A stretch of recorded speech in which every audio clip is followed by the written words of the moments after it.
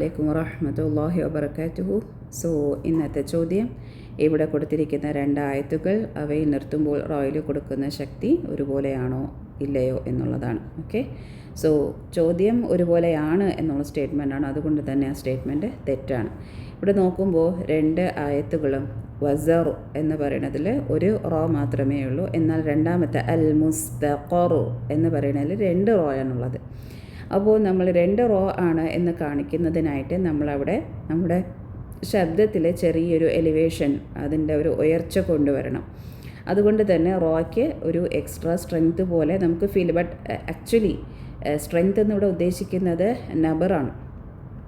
നിങ്ങൾക്ക് തജ്വീദ് സ്റ്റുഡൻ്റ് ആണെങ്കിൽ നിങ്ങൾക്ക് നബർ എന്താണെന്നറിയാം അല്ലേ? നബർ എന്ന് പറയുന്നത് അടുത്തുള്ള അക്ഷരങ്ങളിൽ നിന്നും നമ്മൾ ചെയ്യുന്ന ഈ അക്ഷരം ഒന്ന് മാറി നിൽക്കണം, ഒരു സ്പെസിഫൈ ചെയ്ത് നമ്മളൊരു ഹൈലൈറ്റ്, നമ്മൾ ചിലപ്പോൾ ഹൈലൈറ്ററൊക്കെ യൂസ് ചെയ്യുന്ന പോലെ ഒന്ന് ഹൈലൈറ്റ് ചെയ്യണം.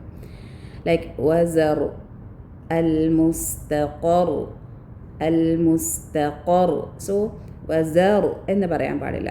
വസറു, വസറു ഇനഫ്.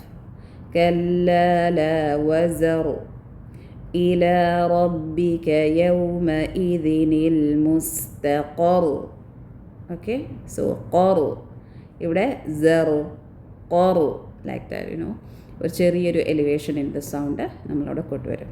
ഓക്കെ, സോ അത് എപ്പോഴും ശ്രദ്ധിക്കുക. അങ്ങനെ നമ്മൾ ചെയ്തില്ല എങ്കിൽ, ഇപ്പോൾ 2 അക്ഷരങ്ങൾ ഒരുപോലെ വായിക്കുകയാണെങ്കിൽ കല്ലാ ലാ വസറു ഇലാ റബ്ബിക യൗമഇദിനിൽ മുസ്തഖർ എന്ന് പറഞ്ഞാൽ സറു, ഖറു എന്ന ഒറ്റ റോയേ ഉള്ളൂ. അങ്ങനെ ആകുമ്പോൾ ഡ്രോപ്പിംഗ് ഓഫ് ദ ലെറ്റർ കാറ്റഗറിയിൽ പെടുകയും അത് ലഹഞ്ചരിയായി മാറുകയും ചെയ്യും. ഓക്കെ, ജസാക്കുമുല്ലാഹു ഖൈറൻ. അസ്സലാമു അലൈക്കും വറഹ്മത്തുള്ളാഹി വബറകാതുഹു.